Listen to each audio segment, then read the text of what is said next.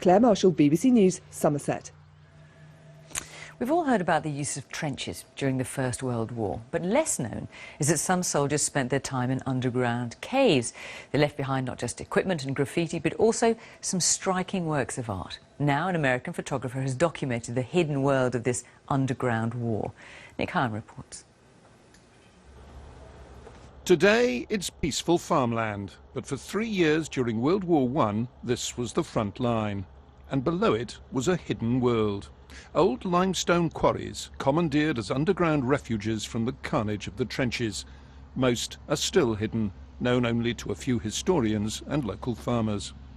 They were protected. They were better off than they would have been out in the cold. Up here there was death. In the caves there was protection. And in this subterranean world are unexpected treasures. Carvings, drawings, inscriptions.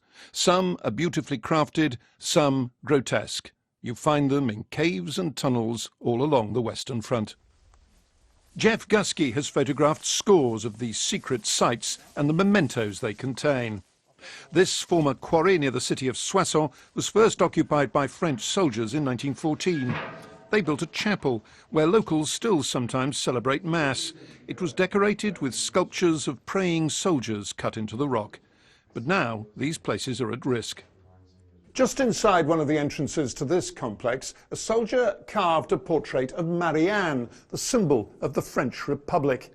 But a few years ago, the farmer discovered that people had been trying to chisel it out, presumably to sell it.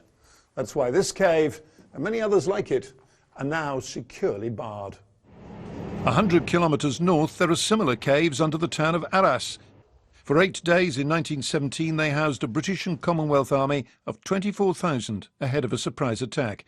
They passed the time making drawings of sweethearts and a black cat and even Charlie Chaplin. This was a way that soldiers held on to their humanity. While the world was falling apart above, they created a world underground that was human, that had feeling, that was full of emotion and hope. Jeff Gusky's photographs record a subterranean world where soldiers lived and looked for beauty even as they faced death. Nick Hyam, BBC News.